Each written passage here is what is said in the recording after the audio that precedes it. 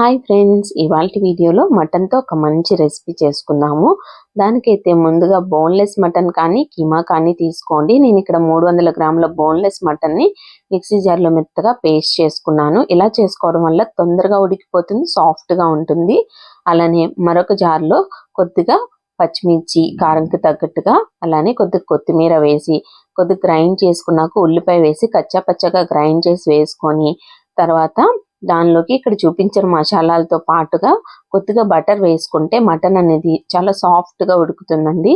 అలానే బైండింగ్ కోసం కొద్దిగా శనగపిండి కూడా వేసుకొని మటన్ని బాగా మిక్స్ చేసేసుకోండి. బైండింగ్ సరిపడగా మిక్స్ చేసుకున్న తర్వాత చిన్న చిన్న బాల్స్ లాగా చేసుకోవాలి. ఇలా కర్రీ చేసుకోవడం వల్ల చాలా టేస్టీగా ఉంటుంది. మటన్ సింపుల్గా ఉడికిపోతుందండి. మనం జస్ట్ ఫ్రై చేసుకున్న చాలు.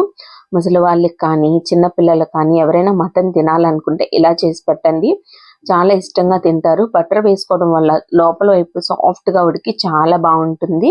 ఇప్పుడు గ్రేవీ కోసం అయితే మరొక బాండీ పెట్టుకొని కొద్దిగా ఆయిల్ వేసుకొని పచ్చి మసాలాలు, ఆనియన్స్, పచ్చిమిర్చి, కొత్తిమీర, దాంతోపాటుగా కొద్దిగా జీడిపప్పు, అలానే గ్రేవీ థిక్గా మంచి టెక్స్చర్తో రావడం కోసం కొద్దిగా పుచ్చకాయ గింజలు వేసుకొని ఫ్రై చేసుకొని కొద్దిగా వాటర్ వేసుకొని సాఫ్ట్గా అయ్యేంత వరకు ఉడికించుకుంటే సరిపోతుంది. మీరు టమాటా లేకుండా గ్రేవీ చేసుకోవాలంటే ఇలా ట్రై చేయండి. ఏ కర్రీకైనా ఈ పేస్ట్ చాలా బాగుంటుంది. దీన్నైతే చల్లార్చుకున్నాక మిక్సీ జార్లో వేసుకొని తగినంత వాటర్ వేసుకొని మెత్తగా గ్రైండ్ చేసేసుకొని పక్కన పెట్టేసుకోవాలి. అదే బాండీలో మరికొద్దిగా ఆయిల్ వేసుకొని మటన్ బాల్స్ని అయితే ఫ్రై చేసేసుకోవాలి. ఇలా తక్కువ ఆయిల్లో వేయించుకున్నా కానీ చక్కగా ఉడికిపోతాయండి. ఇలా మనం మెత్తగా మటన్ని కైమా కానీ మటన్ని బాగా మెత్తగా పేస్ట్ చేసుకొని కానీ కూర వండుకుంటే చాలా సింపుల్గా తక్కువ టైంలో ఉడికిపోతుంది. తినడానికి కూడా సూపర్ సాఫ్ట్గా ఉంటుందండి.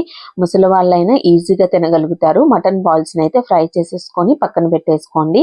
ఇప్పుడు మరొక బాండీ పెట్టుకొని కూర కోసం ఆయిల్ వేసుకొని బిర్యానీ ఆకు, అల్లం వెల్లుల్లి పేస్ట్ వేసి పచ్చివాసన పోయేంత వరకు వేయించుకున్నాక దానిలోకి చూపించిన మసాలాలు వేసి ఒక 30 సెకండ్స్ వేయించుకొని కొద్దిగా వాటర్ వేసుకొని మసాలాలని ఆయిల్ పైకి తేలేంత వరకు కుక్ చేసుకోండి.